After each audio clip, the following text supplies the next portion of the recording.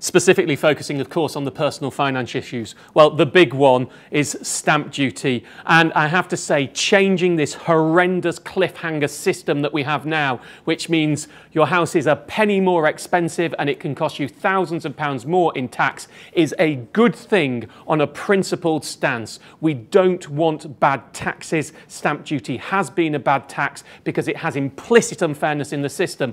I've been writing and campaigning for years to get rid of that. I'm glad to see the Chancellor is following what's already happened in Scotland to do this.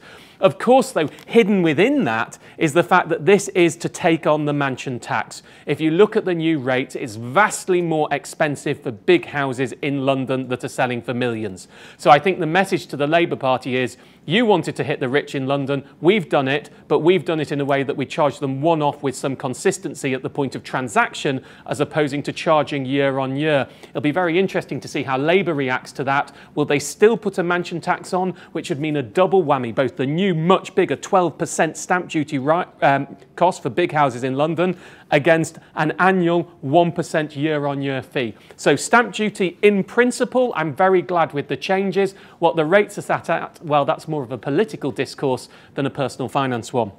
That plotting out the graph of who's going to pay more, it's pretty similar.